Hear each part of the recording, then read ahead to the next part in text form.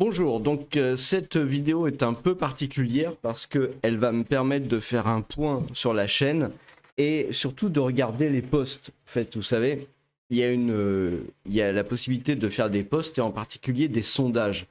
Et c'est une possibilité que j'utilise beaucoup parce que je suis toujours très intéressé pour savoir quels sont vos besoins, quels sont les questions que vous avez, comment orienter la chaîne, quel sujet vous intéresse, etc. Donc depuis le début, vous voyez, depuis 10 mois en fait, eh bien je vous demande, pose des questions sur différents sujets. Alors, je ne vous prends pas en traître, hein. Cette vidéo, elle est principalement destinée aux expatriés ou alors aux gens qui veulent s'expatrier. Mais si vous n'avez pas du tout l'intention de vous expatrier, elle vous servira pas à grand chose. Donc peut-être c'est pas vraiment nécessaire de la regarder. Voilà, si vous n'avez pas envie de perdre de temps, etc. Mais ça va permettre, si vous voulez, de montrer des choses sur l'expatriation, en particulier sur ma chaîne, hein, puisque je veux la développer encore plus que ce qu'elle est actuellement, lui donner une orientation business, création d'entreprise, expatriés, digital nomades qui veulent créer des choses, qui ont compris que la France, ça allait être difficile. Euh, cette chaîne, elle est destinée aussi aux francophones, hein. Je veux dire, si vous êtes en Belgique, en Suisse, au Québec, etc., je pense qu'elle peut vous intéresser. Et puis aussi, si vous désirez vous expatrier vous-même dans d'autres pays, à part la France, elle peut vous intéresser aussi, bien évidemment. Donc, on va retrouver. Au départ, j'avais eu très peu de réponses, mais j'avais trouvé des choses intéressantes. Donc, déjà, où s'expatrier? Principalement, les gens de la chaîne veulent aller en Asie-Pacifique. Donc, voilà, hein, c'est très clair, en Asie. Et peu en Europe, pas mal aux Amériques. Donc, Amérique. Le problème aussi avec les questions sous YouTube, c'est qu'il n'est possible d'avoir que 4 réponses. Alors c'est un peu dommage, mais voilà, 4 réponses, c'est ce dont on dispose. Donc je ne peux pas faire Amérique du Sud et Amérique du Nord, par exemple. Ou alors je suis obligé de faire d'autres questions. La raison négative principale qui vous forcerait à vous expatrier, ou alors celle qui vous a incité à vous expatrier. Donc l'insécurité et la violence, mais surtout la prévision d'effondrement économique. Donc c'est vraiment une des principales incitations, c'est vraiment la crainte de l'économie d'une part, et d'autre part l'insécurité et la violence. C'est vraiment les deux sujets qu'on retrouve les plus souvent. Après ça, vous avez les troubles politiques. Donc ça, c'était une question qui a été posée il y a un an. Donc voilà, ça correspondait peut-être à quelque chose de l'époque. Et puis j'avais demandé, à cause des filles qui deviennent trop difficiles, évidemment c'est une question d'hommes pour les hommes, hein. Et bien vous avez 13%. Voilà, vous en concluez ce que vous voulez après ça. Je ne ferai pas de commentaires. Vous expatriez, c'est marrant parce que là j'ai 5 réponses alors que avant j'en avais que 4. Enfin bon, c'est pas grave. Vous expatriez en Europe du Soleil. Donc là, c'était il y a 9 mois, il y avait beaucoup plus de votes. Et on voit qu'il y a principalement le Portugal et l'Espagne, hein, moins les autres pays. L'Italie, c'est un beau pays. Moi, j'aime bien l'Italie. Je pense que ça vaut le coup d'étudier un peu les différentes choses qu'il y a autour de l'Italie. La Grèce, malheureusement, on l'a vu récemment avec ce qui s'est passé autour des camping-cars. C'est quand même pas super accueillant visiblement, donc je sais pas. Si vous avez d'autres news, hein, n'hésitez pas, mais moi je pense que là, de ce côté-là, il y a quand même un souci. Vous expatriez où? Alors quand même 77 votes, c'est-à-dire pour ma chaîne, hein, c'est quand même beaucoup en fait. On a quand même pas mal la Thaïlande, le Vietnam, le Cambodge. Et puis, donc j'avais pas mis d'autres pays du style le Japon, la Chine, etc., qui sont aussi des grosses destinations quand même. On a ensuite donc le Maroc et la Tunisie. Bon, c'est pas tellement étonnant, hein, parce que ça s'adresse surtout à des Français. On a ensuite la Suisse, la Belgique et la Roumanie. Donc voilà, c'est on va dire les pays compatibles quelque part francophones, proches, dans une culture pas très éloignée. On a le Mexique, l'Uruguay, le Chili. J'aurais pu rajouter éventuellement le Paraguay dedans, parce que j'ai vu qu'il y avait pas mal de Français au Paraguay, peut-être éventuellement aussi le Brésil. Mais l'idée, voilà, c'est les pays d'Amérique latine, et puis les USA, le Canada. Donc là, c'est l'Amérique du Nord, évidemment, l'Amérique riche. Mais finalement, il n'y a pas tant de monde que ça qui veut y aller. Hein. Il y a quand même 77 votes. Oui, 77 votes. Là, j'avais voulu explorer un peu plus les pays riches, on va dire. Donc, on voit qu'en tête, on a Dubaï, Singapour, Panama. Donc ça, c'est un peu les principautés riches. Hein. Dubaï, Singapour, Panama, avec des faibles taux d'imposition, évidemment. Voilà. Donc je vous laisse lire ce résultat-là. Finalement, c'est intéressant. Vous avez l'Argentine, le Brésil, le Costa Rica, qui vient après. Hein, donc c'est quand même intéressant, je trouve. Alors peut-être que l'Argentine maintenant est en train d'avoir le vent en poupe avec les nouvelles réformes. Hein. Ensuite, vous avez la Suède, la Norvège, la Finlande, pays riches, pays du Nord. Voilà.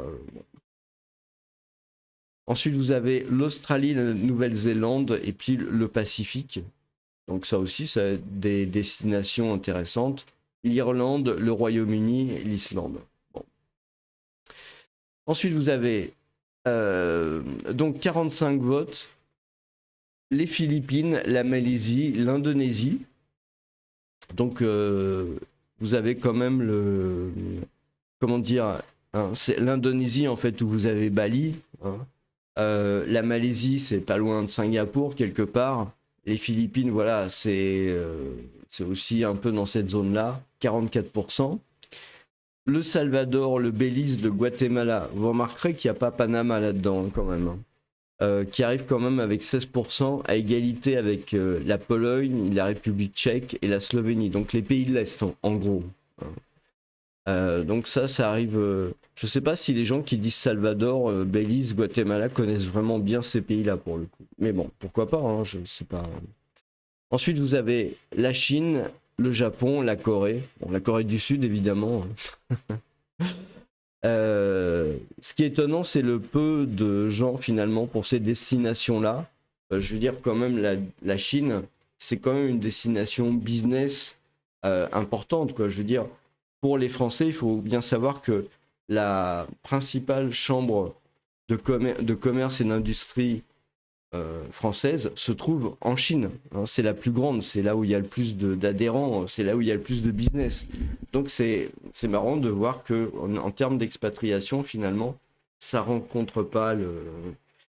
Ensuite, vous avez la Géorgie et la Turquie. Donc évidemment des pays d'Asie, hein, tout à fait. Là, pour le coup, ça rencontre pas vraiment ça rencontre pas vraiment beaucoup de, comment dire, de candidats.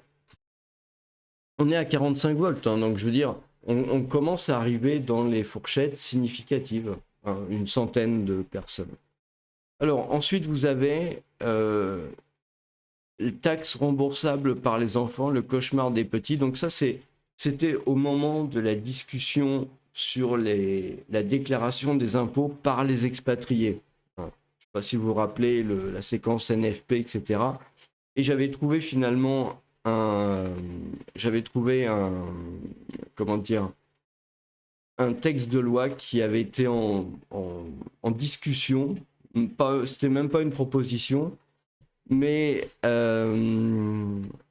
à l'époque, j'avais vu en fait que les macronistes, hein, avaient tenté de défendre la taxation CSG contre les expatriés, et puis certains politiques avaient voulu que les taxes soient remboursables par les enfants.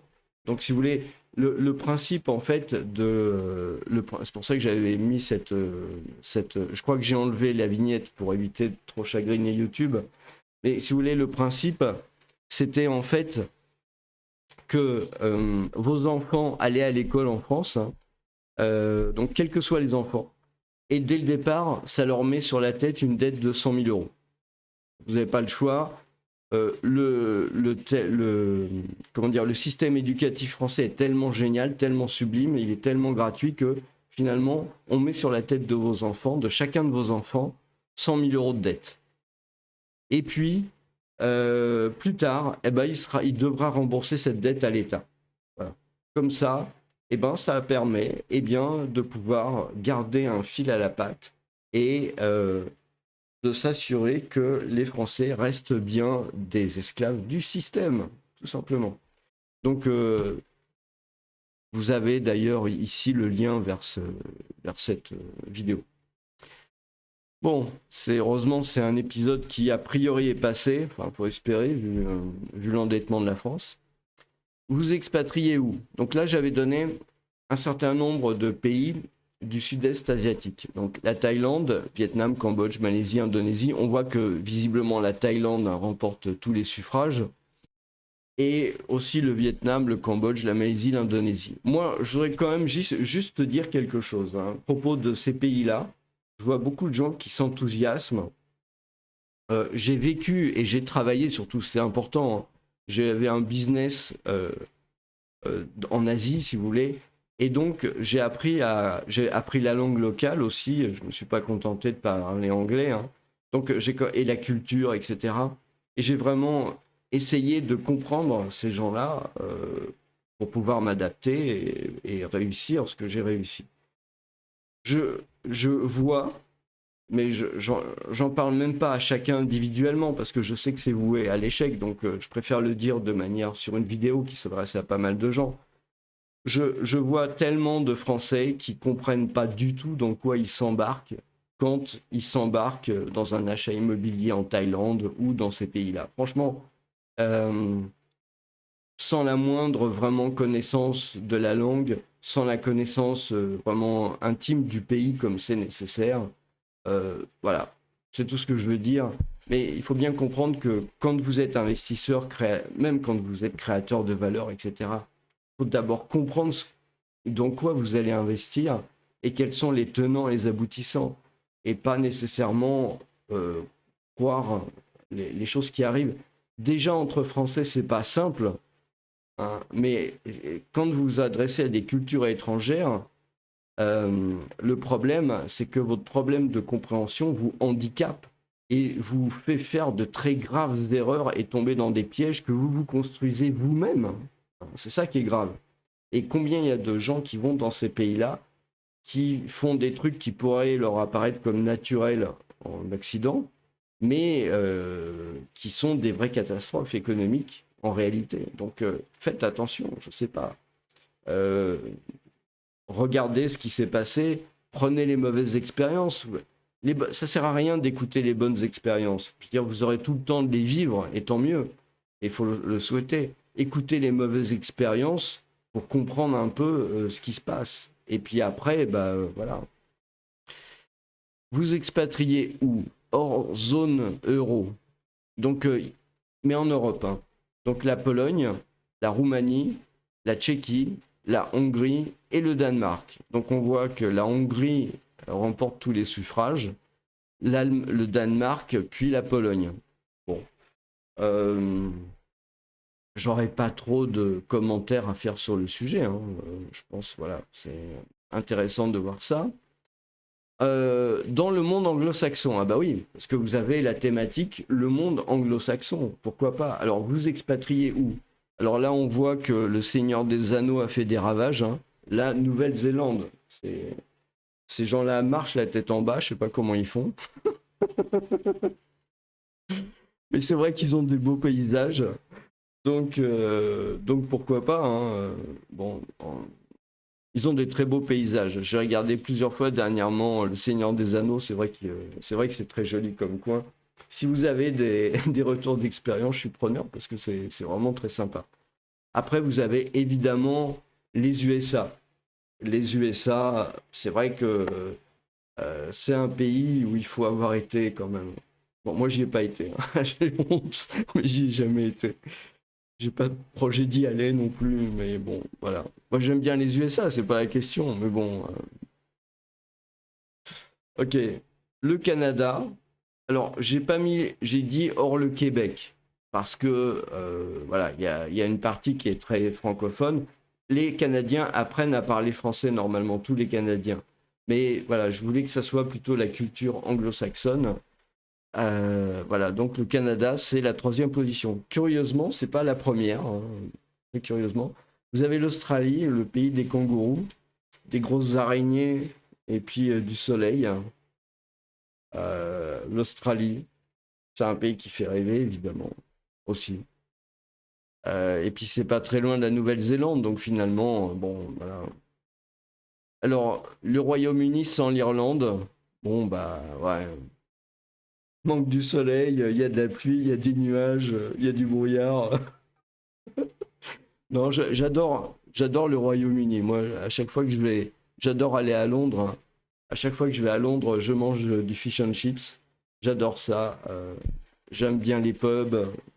J'aime bien la culture anglaise. Donc, j'adore Mr Bean. Donc, j'adore le Royaume-Uni. C'est juste que peut-être Gibraltar, ça peut être pas mal finalement, parce que c'est peut-être la même culture, mais, mais en parlant anglais, donc pourquoi pas. Alors, les Fates, j'avais fait une vidéo sur les Fates en août 2024, donc il y a un an. Et oui, déjà un an, et déjà ça se passait mal, et déjà je faisais des vidéos sur le sujet. Les NFP et les macronistes veulent-ils des FDE expatriés trayables à merci? 45 volts, réponse oui sans doute. Mais non, cochon. Voilà.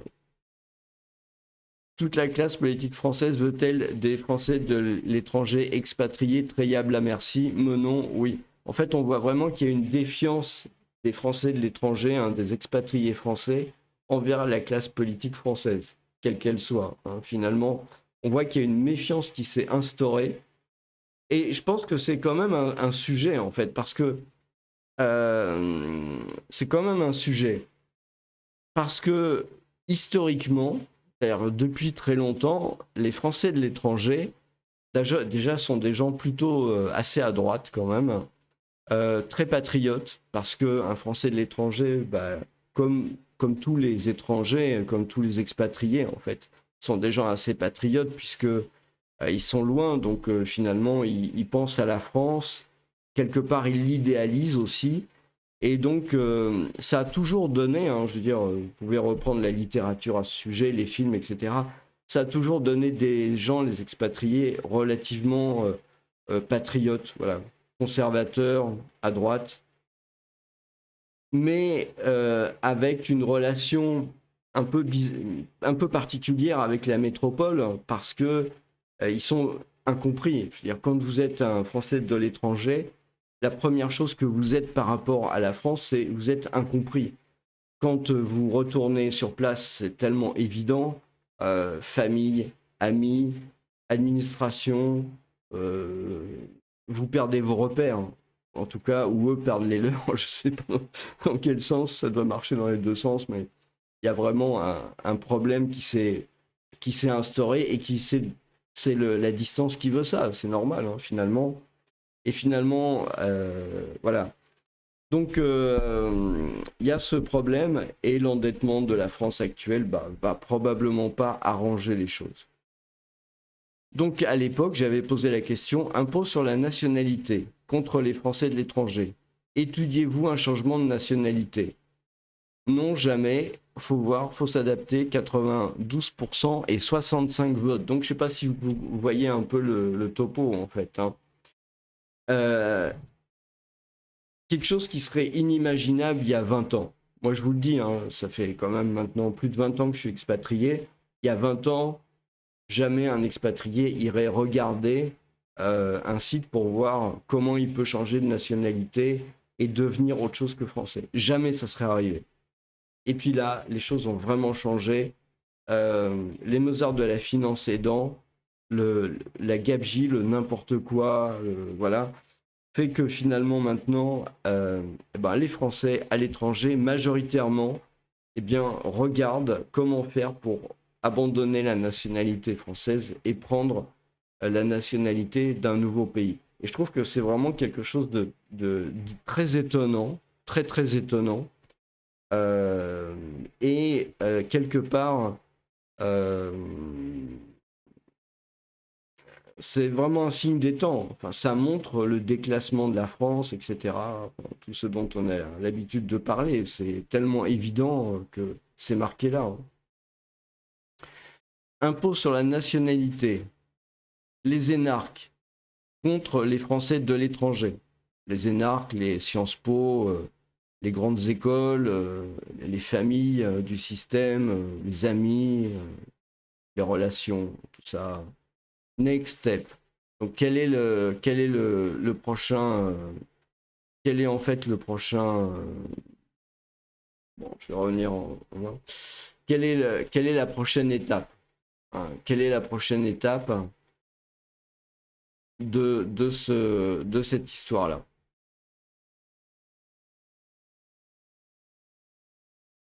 La prochaine étape de cette histoire-là, c'est évidemment je vais retrouver l'image à sauter, c'est terrible. Voilà, on y est. Voilà. Donc, impôt sur la nationalité, quelle est la prochaine étape? Rester en expatriation, la France va devenir un enfer énarchique, étatique, etc. 191 votes. Hein. Là, on commence à arriver quand même dans des sondages significatifs. Hein. 70% des gens sur la chaîne, en tout cas, pensent ça. C'était inimaginable il y a 20 ans. Il y a 20 ans, ça, c'était inimaginable. Voir comment transférer mes capitaux hors de France, 15%. Voir comment déménager mon entreprise hors de France, 7%. Trouver un pays pour créer une entreprise, trouver un pays pour continuer de travailler. Voilà. Mais la plupart des gens qui sont sur la chaîne, ce sont des expatriés. Et voilà. Pour ceux qui ne sont pas expatriés, ils commencent à avoir peur. Comme pour les Grecs, hein, à un moment donné, donc transférer les capitaux hors de France ou déménager mon entreprise hors de France, parce qu'ils comprennent qu'ils vont passer aussi à la casserole. En expatriation, votre préoccupation sur l'économie locale, surtout l'inflation locale, le coût de la vie, une sécurité juridique sur la propriété des actifs, ça c'est important. Hein. Dire l'inflation, ça c'est bien au jour le jour. Mais si vous commencez à vouloir acheter de l'immobilier, investir dans une entreprise, etc., ça, c'est fondamental. Hein. Heureusement, il y en a quand même pas mal que ça préoccupe. Hein. Un environnement entreprise friendly. Bon. Des frais de broker et taxes faibles sur le trading. Bon. Niveau de salaire, TJM. Donc on comprend bien en fait hein, il y a quand même pas mal de retraités à l'origine. Et pas mal de créateurs d'entreprises, d'investisseurs. Tenté par la Chine. Alors, donc ça c'est intéressant. Tenté, parce que moi j'ai travaillé en Chine, j'ai ouvert un business et donc je connais bien le pays. Donc 28 votes, juste un voyage touristique sans suite, donc des gens qui n'y ont pas été, pour travailler, pour y créer une affaire ou implanter une filiale, investir dans des actifs existants, immobiliers, sociétés sur bourse. C'est marrant parce que moi je pensais qu'il pouvait y avoir plus d'investisseurs à distance quelque part et moins de gens pour y créer une filiale, etc. Et pour y travailler. Je pense que la bonne approche de la Chine, elle est comme ça. C'est un séjour linguistique pour commencer ou un stage de fin d'études. Puis après, y travailler. Et une fois que vous avez passé 1 an ou 2 ans, à ce moment-là, vous y créez une affaire, vous implémentez une filiale. Mais l'inverse, c'est quand même assez dangereux. Et investir une fois que ça s'est fait. Bon, en fait, l'idée, c'est peut-être vous commencer par ça, ça, ça, ça et ça. C'est le bon ordre, en fait. Bon, visiter la Chine, ça vaut le coup pour la gastronomie. Sincèrement, rien que pour la gastronomie, ça vaut le déplacement. Je ne veux pas faire de la pub pour la Chine, hein, je ne suis pas payé par Xi Jinping, mais ça vaut la peine, rien que pour la gastronomie. euh, c'est c'est une expérience inoubliable. Bon, vous n'êtes pas obligé non plus de manger du chien et des insectes, hein. Ça vaut le coup d'essayer les insectes, en tout cas. Au moins une fois dans sa vie. Avant d'y être obligé par l'Europe. Pensez-vous que la femme occidentale en Asie soit un thème intéressant? Ah oui, ça c'était pour savoir. Bon, nous on s'en fiche, donc j'ai pas trop traité le thème en fait. Bon, je ferai pas de remarques sur le sujet. Créateur ou entrepreneur, quel continent? Donc Asie, avec Turquie, Russie, Indonésie.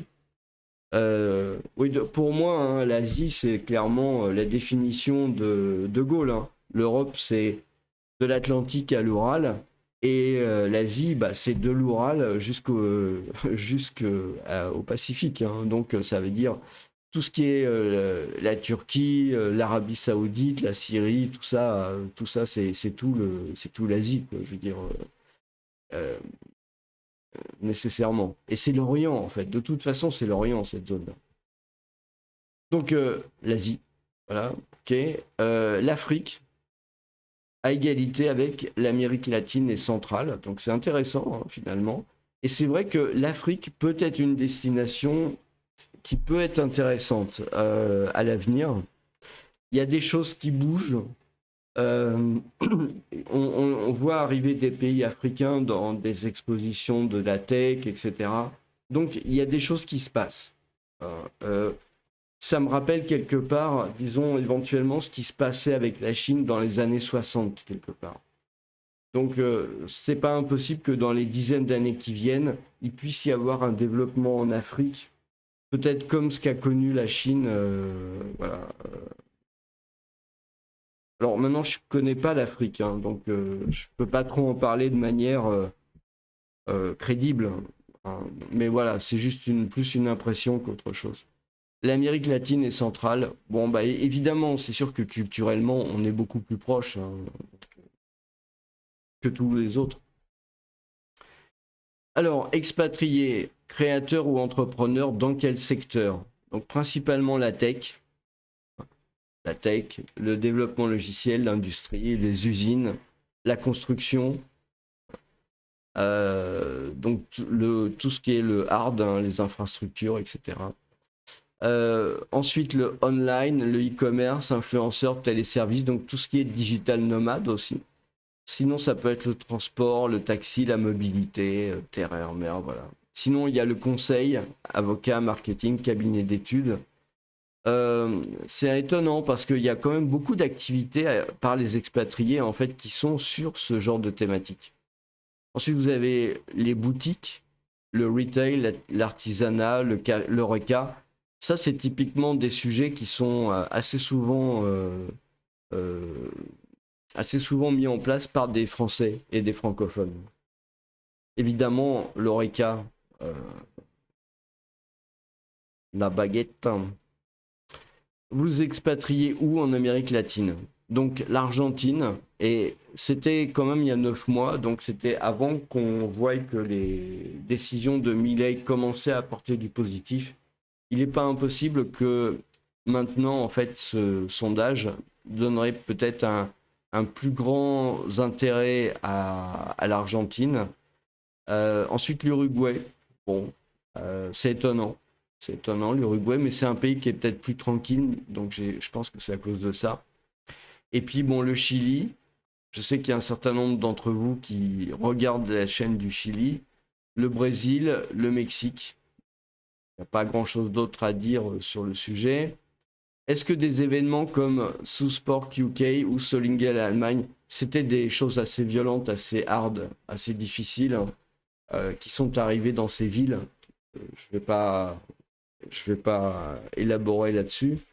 Peuvent vous amener à revoir votre pays d'expatriation? Bah oui, parce que c'est bien de s'expatrier, mais si c'est pour aller dans pire, franchement, ça vaut pas le coup.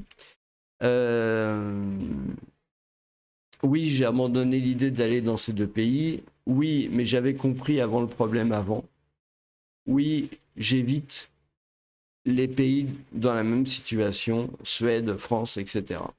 Oui, la problématique de l'expatrié, souvent la première problématique, c'est le premier sujet, c'est la sécurité. C'est-à-dire que il y a beaucoup d'expatriés qui partent qui partent de France à cause du manque de sécurité. Hein. L'État, clairement, a pris le choix de ne pas assurer ses obligations régaliennes d'assurer la sécurité de ses citoyens. C'est un choix fait par les Mozart de la finance et ceux qui les soutiennent, hein, clairement.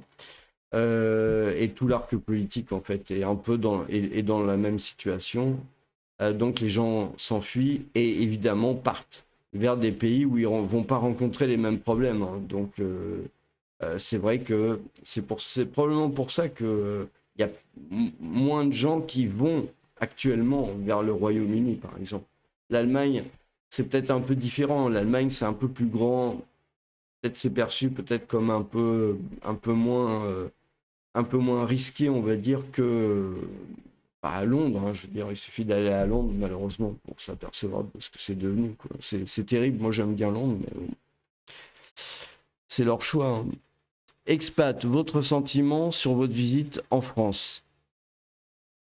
L'économie s'est améliorée. Oui, non, ça c'est vrai, ok. L'économie s'est dégradée ces dernières années. Oui, ça c'est un truc que les Français ont du mal à comprendre. Mais quand on est expatrié et qu'on revient en France, ben, on juge par rapport à ce qu'on connaît par ailleurs. Et on peut juger qu'effectivement, l'économie est catastrophique par rapport aux autres pays. Ça, c'est pas... En cas de récession mondiale, avez-vous évalué le principal risque de votre pays d'expatriation? Donc voilà, pour certains, c'est l'inflation. Pour d'autres, c'est les violences. Bah oui, parce que la récession peut amener la violence, hein, ou la dégradation des services publics. Et puis vous avez tout ce qui est fiscal, contrôle d'échange, contrôle juridique. En gros, c'est l'évolution du cadre légal. Voilà, c'est un peu ça qu'il faut comprendre. Donc en cas de récession mondiale, vous avez ces deux points qui sont ces trois points, pardon, qui sont les plus mis en avant. Donc cette vidéo a été publiée, une nouvelle vidéo pour les expatriés. Comment évaluer rapidement le risque fiscal d'un pays lié à la dette publique? Il n'y a pas de lien, mais vous pouvez retrouver facilement cette vidéo sur la chaîne. Vous êtes expatrié en Thaïlande, votre activité, donc il y a beaucoup de digital nomades en fait. En fait, c'est principalement à des gens comme eux que je m'adresse. Les retraités ont moins. Créer une chaîne, créer une entreprise locale. Donc ça, c'est aussi, je m'adresse à ces gens-là. Coût de la vie moins cher. Bon, ça peut regrouper un peu tout le monde et salarié local. Mais ça peut être aussi la chaîne s'adresse à vous en tant que salarié local. C'est vrai que cette chaîne-là, elle est plus faite pour les expatriés actifs, on va dire. Ça veut dire actifs dans le domaine de la création d'entreprises, dans ce genre de choses-là, la création de business, création de valeur. Pour les retraités, j'ai d'autres chaînes. Vous avez Crise 2024, par exemple, pour les investissements. C'est aussi une possibilité. Vous êtes expatrié en Allemagne, donc vous êtes principalement salarié ou digital nomade. Au Canada, bon, là il y a un peu de tout, c'est à peu près égal. Au Brésil, donc digital nomade et travailleur, trader, investisseur. Expatrié en Belgique, donc il y a pas mal de retraités et de télétravailleurs. Trader, investisseur. Trader, trader en Belgique, franchement, ça doit pas être ça. Hein. Parce qu'il y a la taxe sur les opérations boursières, bonjour. Faire du daily trading, bonjour. Quoi. Vous êtes expatrié en Espagne, donc principalement la retraite et travailleur, trader, investisseur, salarié, créer une entreprise locale. au Portugal. Donc là, surtout beaucoup de retraités. Grande-Bretagne, qu'est-ce qui vous a retenu de vous expatrier? Bon, je voulais être un peu drôle en parlant de la cuisine, mais visiblement, c'est pas le principal en fait. Le climat, mais c'est surtout ça qui pose problème. Ouais. Je pense que malheureusement, il y a beaucoup de gens d'expatriés qui auraient bien aimé aller en Bretagne, moi le premier, hein. Et c'est vraiment ce qui retient d'y aller. C'est vraiment ce qui m'a empêché d'y aller. À une époque, j'avais le choix entre des pays et qu'il y avait clairement Londres. Et malheureusement, quand j'ai vu la situation à Londres, je me suis dit, les pauvres, ils se préparent pas des jours heureux. On va dire ça comme ça pour être gentil. Et la suite, malheureusement, bah, c'est ce qui s'est passé. Votre réseau social pour vous informer. Donc principalement WhatsApp. Moi, je comprends pas comment on peut utiliser WhatsApp. Franchement, il y a des contraintes, ok, locales. Mais moi, j'ai pas WhatsApp. Je n'utilise pas WhatsApp et c'est dangereux, quoi. Bon, il y a Telegram, Twitter. Les gens n'utilisent pas beaucoup Discord. Bon, c'est noté. Réseau social. Donc, bizarrement YouTube. Bizarrement YouTube. Mais Facebook, LinkedIn. Donc moi, pour la chaîne, ici, c'est plutôt LinkedIn, en fait.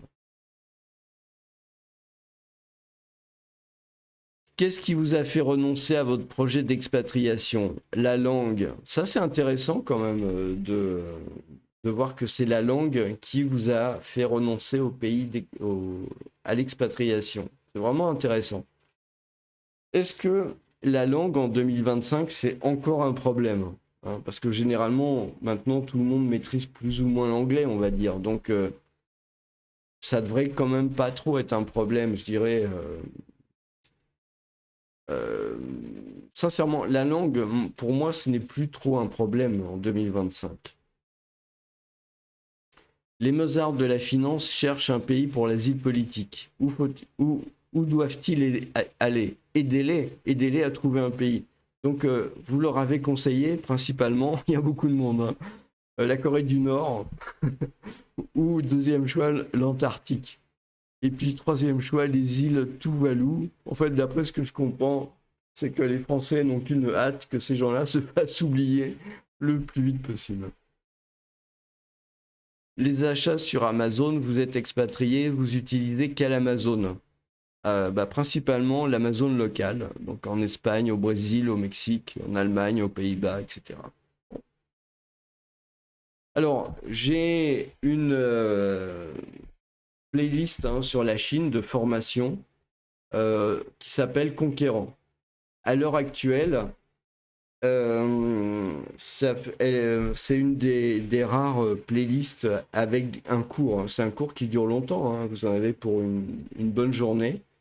Pour une journée, il y a 6 heures de vidéo, je crois. Donc, c'est vraiment quelque chose d'important si vous voulez faire du business ou aller vivre de manière très approfondie avec le monde chinois. Donc le monde chinois, donc principalement la Chine, bien entendu, mais c'est aussi intéressant, je pense, hein, pour tout l'arc confucianiste.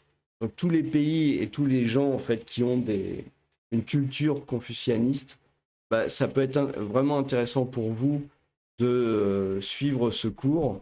Je vous recommande vraiment de ça. Pour l'instant, c'est un cours donc, qui est dans une playlist, il dure 6 heures. L'accès pour un mois, c'est 25 € à peu près. C'est pas dit que je laisserai à ce prix-là tout le temps. Ça veut dire que quand je mets des formations sur Internet, je les mets à des prix minimum. Et après, ça monte. C'est-à-dire que moins ça intéresse les gens, plus le prix monte. Parce que... et ça redescend jamais, évidemment. Parce que je pense que c'est une question de crédibilité, si vous voulez. Je pense que pour que ça soit crédible, il faut que ça soit cher. Malheureusement, c'est comme ça. Donc, vous avez la possibilité encore de profiter de ça. Il y a des modifications en cours sur la chaîne auxquelles je pense pour rajouter peut-être d'autres choses. Bon. Ok, bon sang. Ok. Pensez-vous que l'amendement sur l'impôt universel passera cette semaine? Non. Bon, ça c'était la notation de la France. Euh, la notation de la France, bon bah voilà, ABC, A, 3AA.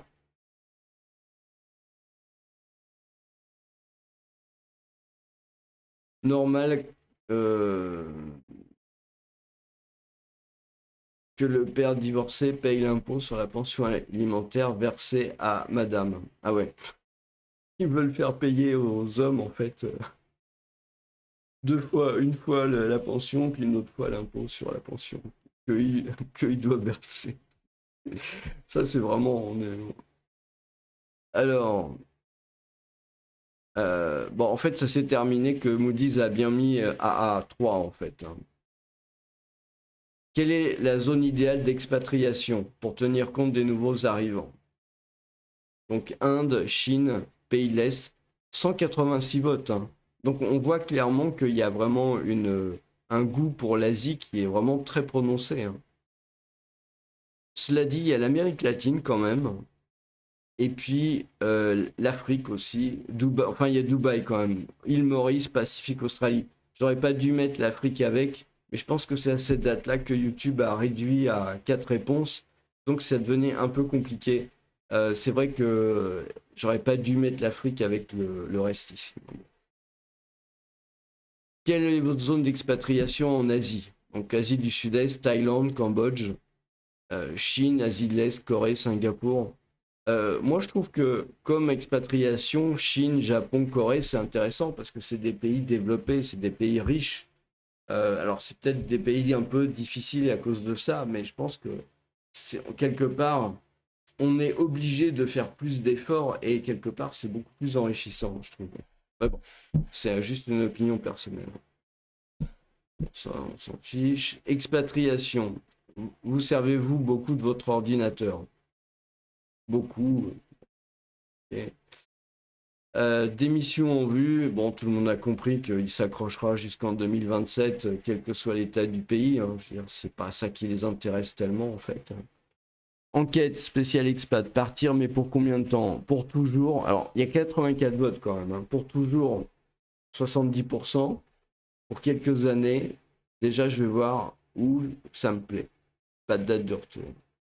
Mais pour toujours, hein, on voit la situation de la France dans un état catastrophique. Bon, ça c'est sur les dividendes, mais sur mon autre chaîne.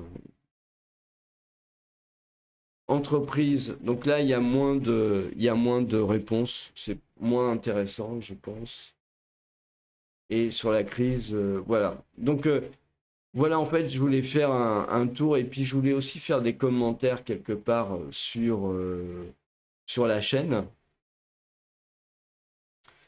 Parce que je compte lui donner un nouveau souffle, hein, quelque part. C'est vrai que bah, je suis pris éventuellement par d'autres activités, donc c'est pas toujours évident d'alimenter continuellement la chaîne sur des sujets, mais j'essaye de publier, voir un peu, etc. Donc, bah, je rappelle, hein, vous avez pas mal de choses sur l'expatriation. Je veux toujours faire plus sur l'expatriation et il va y avoir de toute façon des changements sur cette chaîne dans les jours et les semaines qui viennent. Voilà, je vous remercie beaucoup et je vous souhaite une très bonne journée.